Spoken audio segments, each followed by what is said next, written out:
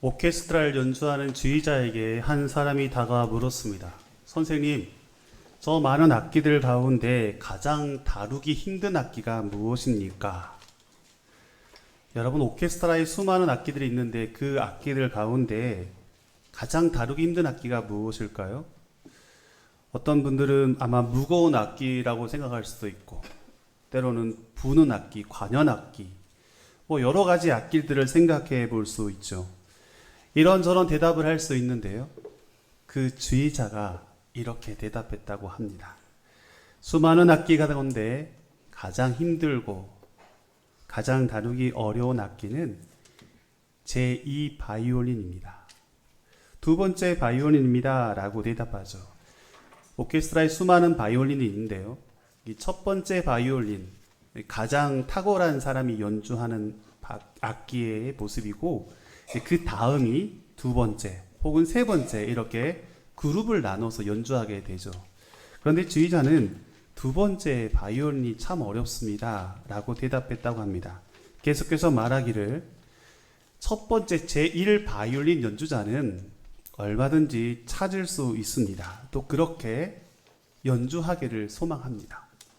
그런데 그런 마음을 가지고 두 번째 자리에서 그 두 번째 위치에서 연주하는 두 번째 바이올린 연주자를 찾기는 참 어렵습니다.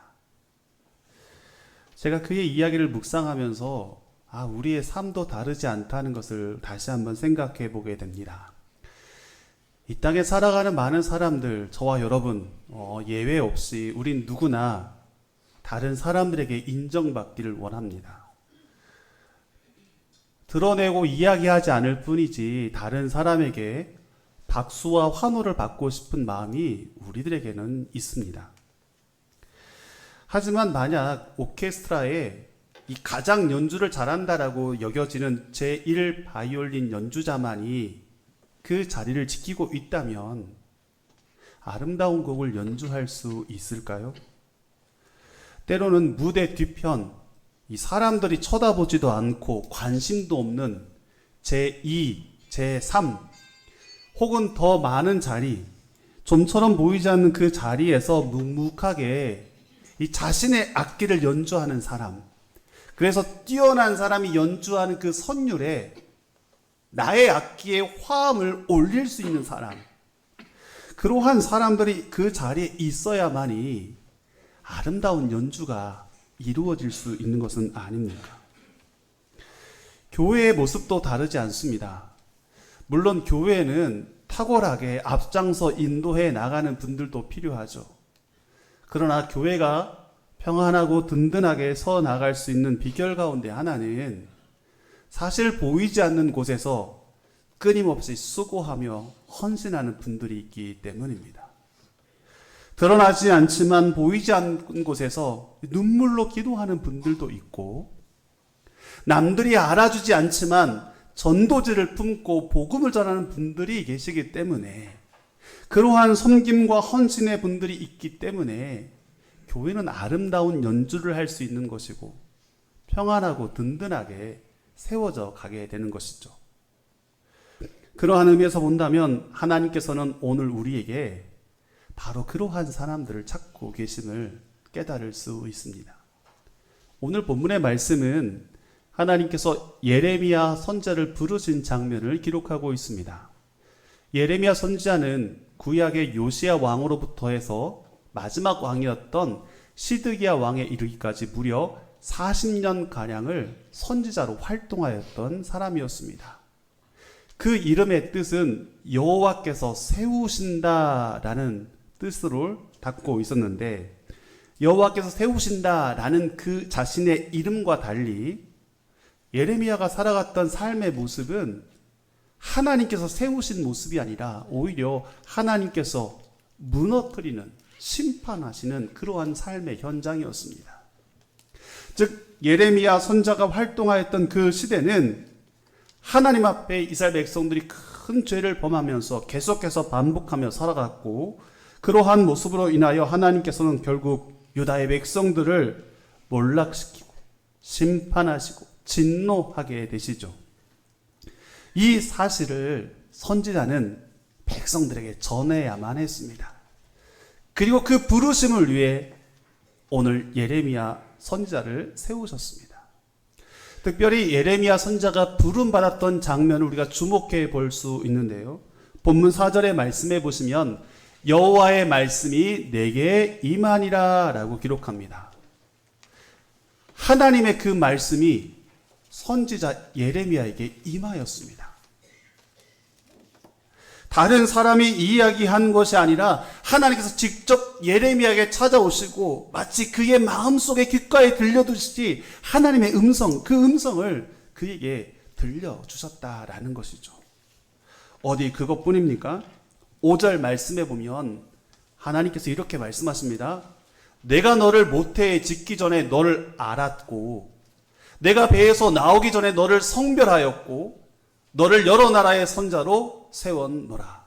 그 시작과 그 끝을 하나님께서 다 준비하셨다라는 사실을 밝혀주고 계십니다. 내가 너를 이미 알았다. 알았다라고 하는 것은 깊은 관계를 의미하는 것이죠. 그 관계 속에서 내가 널 이미 알고 있다. 하나님께서 예레미야에게 말씀하셨습니다. 성별하였다라고 하신 말씀은 특별한 목적이 있어서 구별하여 세웠다라는 의미거든요.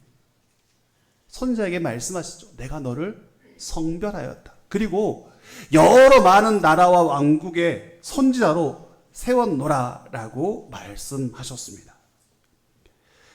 하나님의 이러한 말씀을 들었다면, 이 부르심의 말씀을 들었다면 얼마나 가슴이 벅찼을까요? 아마 없던 용기도 생겨나고 하나님께서 나를 이렇게 부르셨으니 너무나 기쁘고 감사한 마음이 절로 들지 않겠습니까?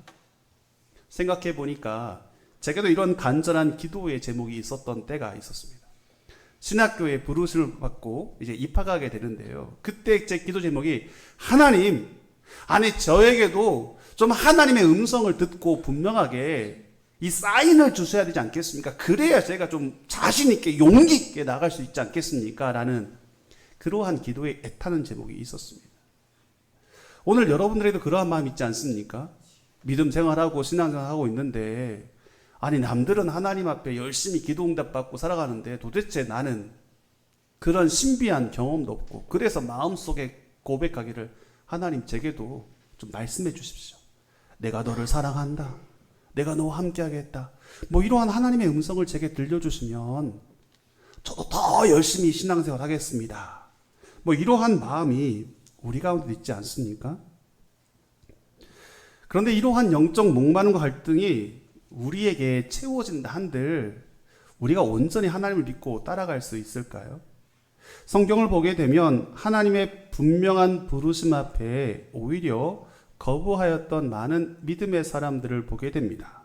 대표적으로 모세를 기억해 보십시오.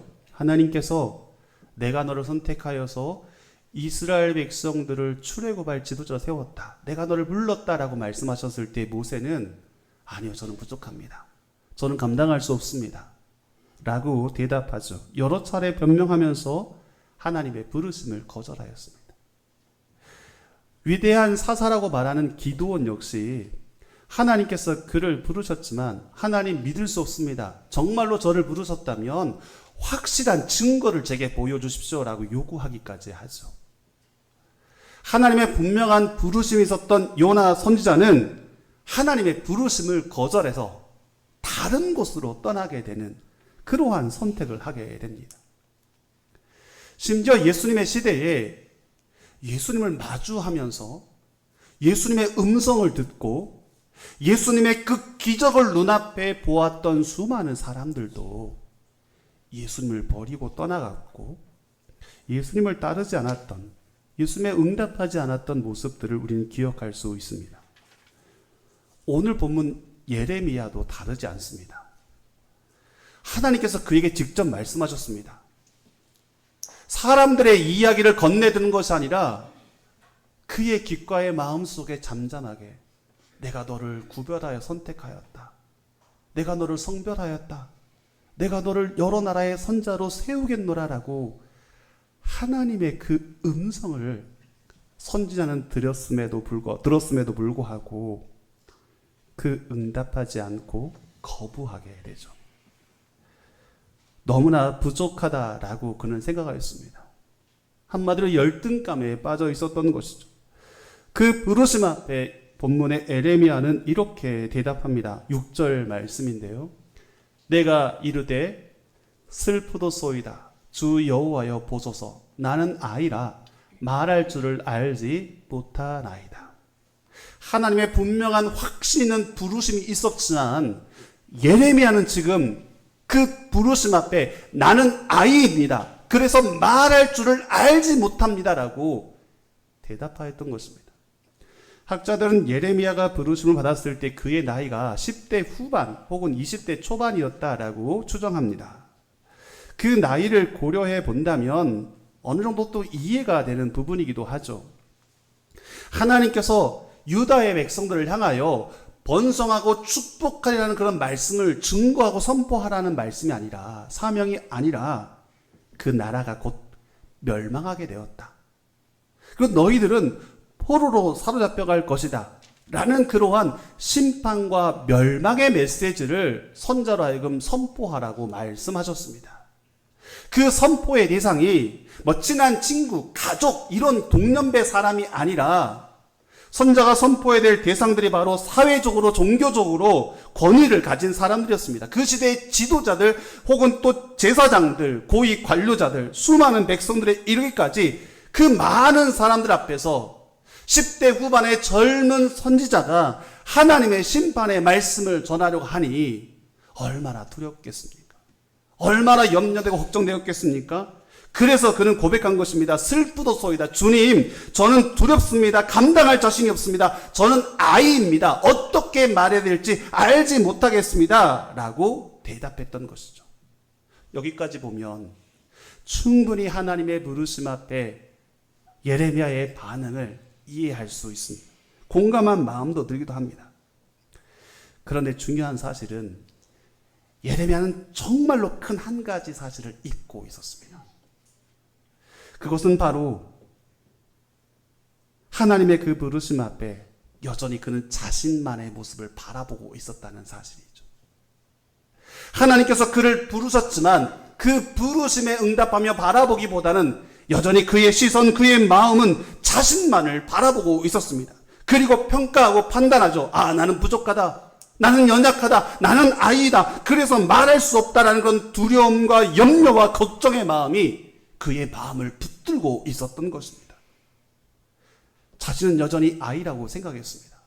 하나님께서 그를 부르셨지만 확실한 증거로 그를 인도하셨지만 아닙니다. 나는 아이입니다. 어립니다. 부족합니다. 라고 생각하며 결단했던 것입니다. 그를 향하여 우리 하나님께서 말씀하십니다. 본문 7절 말씀에 여호와께서 내게 이르시되 너는 아이라 말하지 말라. 아이라고 말하지 말라. 왜냐하면 너를 이미 내가 알고 있고 너를 향한 수많은 계획들을 이미 가지고 계신 그 하나님, 내가 너를 택하여서 세웠다라고 말씀하신 하나님, 하나님의 그 놀라운 계획이 이미 준비되어 있으니 너는 결코 아이라고 대답하지 말라. 오늘 하나님께서 예레미야 선지자를 통하여 말씀하고 계십니다. 하나님의 이러한 선언은 예레미야의 시선과 예레미야의 마음을 자기 자신만을 바라보고 있었던 그의 시선과 자신의 마음만을 결단했던 그 모습 속에서 하나님 앞에 돌려나갈 수 있도록 움직이셨다는 사실입니다. 사랑하는 성도 여러분, 우리는 살아가면서 하나님의 부르심 앞에 어리다고 핑계댈 때가 참 많습니다. 하나님의 그 부르심 앞에 아직 준비가 되지 못했습니다. 아직 부족합니다. 라는 그런 말들을 입에 달며 살아갈 때가 있지 않습니까? 그렇게 해야만이 우리는 핑계를 댈 수 있고, 그래야만이 실수해도 변명할 거리가 있기 때문은 아닙니까? 연말이 되면 교회가 참 어려운 일들 가운데 하나가 이 봉사자들을 세우는 일입니다. 다음에 함께 봉사할 분들을 교회에서 세우게 되는데요. 그래서 성도분들에게 부탁을 하게 되죠. 그런데 갈수록 봉사자를 세우는 게 점점 더 어려워져 가고 있습니다. 물론 그분들의 이야기를 들어보면 충분히 이해가 됩니다. 그 상황과 형편이 이해가 되고 공감이 될 때가 참 많습니다. 그런데 성도들의 대답을 이렇게 듣다 보면요, 몇 가지 특징들이 있습니다. 제가 정리해봤더니 한 5가지 정도 된다고 할까요? 성도들의 대답이 이렇습니다. 첫 번째 유형은 거룩한 형인데요. 기도 유형이 있습니다. 기도 유형. 뭘 부탁하면 목사님 기도해 보겠습니다. 근데 문제는 기도가 그 해에 끝나는 게 아니에요. 1년만 기도해도 될 텐데 1년, 2년, 5년, 10년 주님 부르실 그날까지 기도만 하는 분들이 계세요. 생각해보면 하나님께서도 야 이제 좀 결정 좀 하자. 내가 대답해 줄게 라고 말씀하지 않을까 생각해 봅니다. 또 한 가지 유형이 있다면 안식형이 있어요. 안식형. 목사님 좀 쉬었다 할게요. 잠시 쉬겠습니다. 물론 쉼도 필요하죠. 근데 그 쉼이 올해도 쉬고 작년에도 쉬었고 내년도 쉬고 주님 오실 그때까지 계속 쉬며 살아가는 분들이 계세요. 안식년이 아니라 안식 시대를 살아가는 분들. 또 어떤 분들은 좀 다르지만 비밀형이 있습니다. 비밀형. 함께 봉사하고 섬기자라고 요청하면요, 목사님 저는 뒤에서 조용히 하겠습니다. 저는 조용히 하는 걸 좋아합니다. 너무 조용히 하다 보니까 교회 아니라 교회 밖에서 봉사하고 있는 분들이 계시는데 너무 그렇게 뒤에서 봉사하다 보면요, 천사도 잘 모를 때가 있습니다.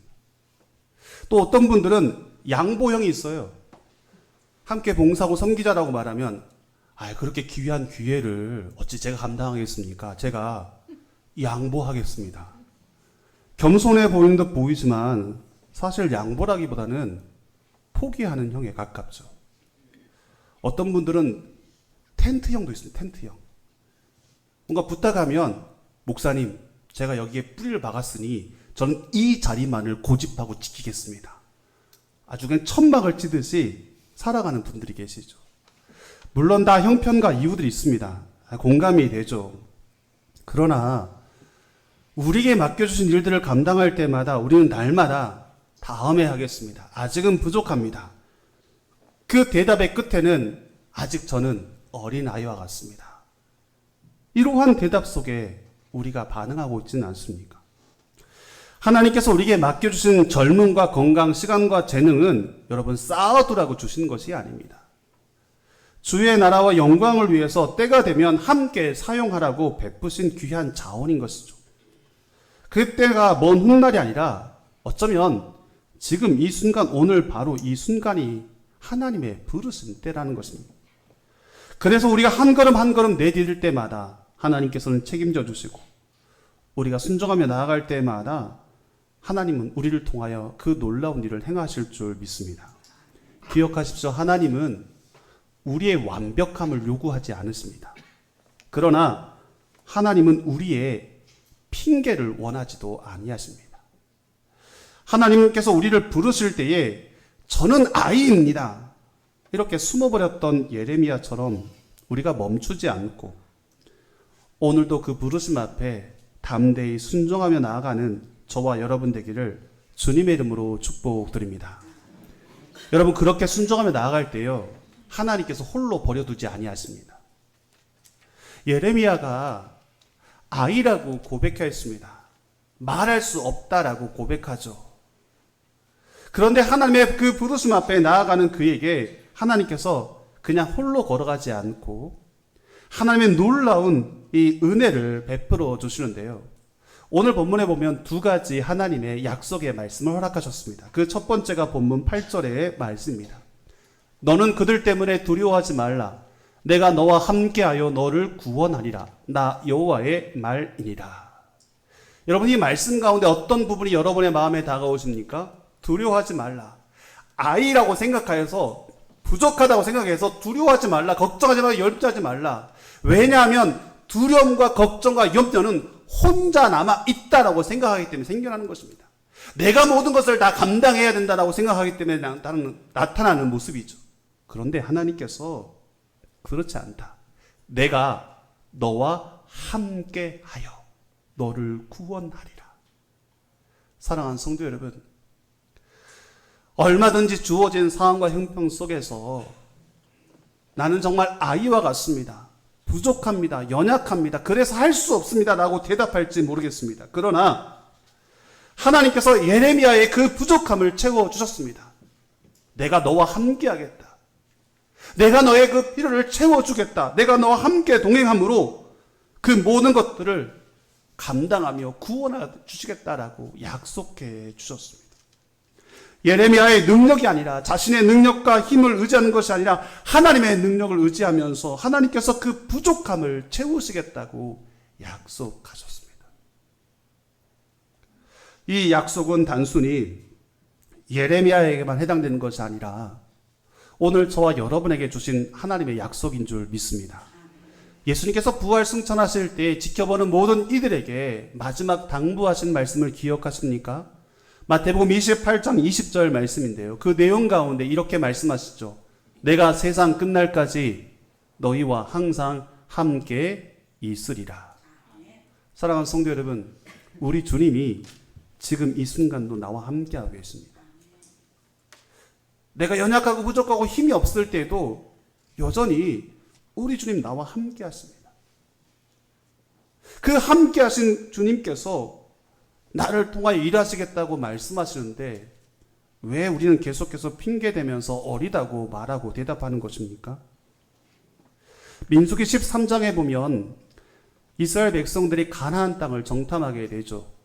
각 지파별로 한 명씩 12명의 정탐꾼들을 선발하게 됩니다. 그리고 그 땅을 정탐하게 되는데 돌아온 정탐꾼들의 보고의 내용이 서로 다르게 되죠. 10명의 정탐꾼들은 그 땅, 가나안 땅이 너무나 좋고 보기 좋은데 안타깝게도 우리가 그곳을 점령할 수 없습니다. 그곳에 살고 있는 원주민들은 너무나 거대해서 우리가 맞서 싸울 수 없습니다. 민수기 13장 33절 말씀에 보게 되면 그들은 보고하기를 우리가 그들이 볼 때에 그들 앞에 메뚜기와 같은 존재처럼 보입니다. 우리도 그렇게 생각할 뿐만 아니라 그들도 우리를 바라볼 때 그렇게 생각할 겁니다 라고 대답하죠. 자신들을 메뚜기와 같은 존재로 생각하고 판단하며 이야기하였습니다. 그런데 여호수아 갈렙만은 동일한 가나안 땅을 지켜본 이후에 아닙니다. 우리가 올라가야 합니다. 왜냐하면 하나님께서 주시겠다 약속하셨고 허락하셨으니 반드시 우리에게 허락하실 줄 믿습니다. 함께 올라갑시다 라고 이야기하였습니다. 여러분, 이들의 바라보았던 시각의 차이는 무엇일까요? 10명의 정탐꾼은 자신들뿐만 아니라 이스라엘 모든 백성들을 메뚜기 취급하였습니다. 왜냐하면 그들의 부족함과 연약함을 먼저 바라보았기 때문입니다. 아무리 보아도 싸울 힘도 없고 아무리 보아도 그 가나안 원주민과 맞서 싸울 만한 능력도 부족했기 때문입니다. 그래서 스스로 평가하기를 우린 메뚜기와 같습니다. 하지만 여호수아 갈렙만큼은 그렇지 않습니다. 우리가 분명히 차지하게 될 것입니다. 도대체 여호수아 갈렙은 무엇을 보았기 때문입니까? 동일한 환경과 조건을 바라보았습니다. 그러나 여호수아 갈렙이 바라보았던 한 가지는 하나님의 약속이었습니다. 하나님의 신실하신 약속. 하나님이 그 땅을 주시겠다 말씀하셨으니 그 땅을 취하도록 함께 동행하시리라는 그 약속을 그들은 붙들었던 것입니다. 사랑하는 성도 여러분, 우리는 참으로 부족합니다. 연약합니다. 그래서 너무나 연약하기 때문에 우리의 입술에는 늘 나는 어립니다. 부족합니다. 할 수 없습니다. 감당할 수 없습니다는 그런 말들이 끊이지가 않습니다. 하지만 그 부족함을 채우신 하나님께서 오늘 저와 여러분과 함께 동행하신 줄 믿습니다. 여호와는 나의 목자 되시니 내게 부족함이 없으리로다. 우리가 채워서가 아니라 나와 동행하신 그 하나님께서 부족함을 채워주시겠다 말씀하시는데 왜 우리는 어리다고 이야기하면서 핑계대며 머뭇거리는 것입니까? 하나님의 부르심 앞에 우리가 두 손 높이 들고 믿음으로 순종하며 결단하며 나아가는 주의 백성들 되시기를 주님의 이름으로 축복드립니다. 더불어서 우리 주님께서 또다시 약속하시죠. 오늘 본문 9절의 말씀인데요. 여호와께서 그의 손을 내밀어 내 입에 대시며 내가 내 말을 내 입에 두었노라. 하나님께서 우리를 보내실 때에 우리로 하여금 그 일을 감당할 수 있도록 힘을 주시고 능력을 주십니다. 그의 손, 하나님의 그 손을 내밀어 주셨습니다. 그의 입에, 예레미야 입술에 대어 주셨습니다. 말을 할 수 없다고 하니까, 너무 어려서 대답할 수 없다고 말하니까 걱정하지 마라. 내가 내 입에 행할 말, 전할 말, 선포할 말을 내가 들려주겠다라고 말씀하시면서 그의 입에 손을 대어주셨습니다. 저는 이 말씀 묵상하면서 하나님 앞에 그 일을 감당할 때 하나님 부족합니다. 연약합니다. 감당할 수 없습니다. 라고 고백한다면 하나님께서 다가오셔서 그곳에 손을 내밀어 주시고 너의 부족함을 내가 채워주리라. 내 능력을 베풀어 주리라. 주께서 우리에게 응답하여 주실 줄 믿습니다. 지혜가 부족하여서 어리다고 고백하십니까? 주께 나아가며 고백할 때에 하나님께서 지혜도 주시고, 건강이 부족하다 말할 때에, 그래서 어린아이와 같다라고 말할 때에 건강도 채워주시고, 시간과 물질과 관계의 모든 문제까지도 채워주실 줄 믿습니다. 사랑하는 성도 여러분, 하나님께서 우리를 부르실 때는 거저 부르지 아니하십니다. 하나님의 그 부르심은 결코 실수가 없습니다. 우리가 완벽해서가 아니라 우리와 동행하시는 하나님, 우리의 부족함을 채워주신 하나님께서 우리와 함께 하시기 때문입니다. 우리의 시선은 어린 아이와 같은 부족함과 연약함에 사로잡혀 있을 수 있습니다. 그러나 눈을 들어 우리와 동행하신 하나님, 우리의 부족함을 채워주신 그 하나님을 바라볼 때에 우리는 아이가 아니라 맡겨주신 그 사명을 감당하는 하나님의 사람으로 살아가게 될 줄 믿습니다. 제가 이 말씀을 준비하면서 제 마음속에 가장 많이 와 닿았던 찬양이 있었습니다. 주일 오후에도 불렀던 찬양인데요. 찬양의 제목이 하나님의 부르심이라는 곡입니다. 혹 집에 돌아가시면 꼭 검색해 보시고 꼭 들어보십시오. 하나님의 부르심. 그 가사의 내용은 이렇습니다. 하나님의 부르심에는 후회하심이 없네. 내가 이 자리에 선 것도 주의 부르심이라. 하나님의 부르심에는 결코 실수가 없네. 나를 부르신 하나님의 신실하심을 믿네. 작은 나를 부르신 뜻을 나는 알 수 없지만 오직 감사와 순종으로 주의 길을 가리라. 때론 내가 연약해져도 주님 날 도우시니 주의 놀라운 그 계획을 나는 믿으며 살리. 날 부르신 뜻, 내 생각보다 크고 날 향하신 계획, 나의 지혜로 측량 못하나 가장 좋은 길로, 가장 완전한 길로 오늘도 날 이끄심 믿네. 아멘. 사랑하는 성도 여러분, 하나님께서 저와 여러분을 부르신 줄 믿습니다. 목회자로 불렀다는 것을 넘어서 하나님의 믿음의 사람들로 저와 여러분을 부르셨습니다. 그 확실한 증거를 우리에게 허락하셨는데 왜 우리는 여전히 저는 아이와 같습니다. 그래서 감당할 수 없습니다. 그 부르심에 응답할 수 없습니다. 라고 대답하며 살아가십니까? 부족한 우리를 위해 하나님께서 약속하십니다. 내가 너와 함께 동행하겠다. 내 손을 내밀어 너의 필요를 채워주겠다. 베풀겠다. 능력을 허락하시겠다. 약속해 주셨습니다. 오늘도 하나님의 사람으로 부르신 주님의 음성을 우리가 함께 듣고 주와 동행하며 주의 능력 힘입어 믿음의 길 함께 걸어가는 저와 여러분 되기를 소망합니다. 주의 부르심을 따라 담대하게 걸어가는 우리의 길 가운데 하나님의 크신 축복과 은혜가 가득 넘쳐나게 되기를 주님의 이름으로 축원드립니다. 기도하겠습니다. 은혜로우신 아버지 하나님, 하나님께서 우리를 부르신 줄 믿습니다. 때로는 그 부르심 앞에 우리가 여러 가지 핑계와 변명으로 나는 아이와 같다라고 고백하며 살아왔습니다. 하지만 이제는 일어나게 하여 주옵소서. 믿음의 장성한 사람으로 담대히 걸어가게 하여 주시되 그 길 가운데 동행하시는 하나님, 여전히 필요를 부족함을 채워주시고 능력을 베푸시는 하나님을 굳게 믿음으로 담대히 걸어가게 하여 주시옵소서. 그렇게 살아가겠다고 결단하는 귀한 성도들의 다짐과 결단 위에 주님께서 크신 능력과 힘을 베풀어 주옵소서. 예수 그리스도의 이름으로 기도하옵나이다. 아멘.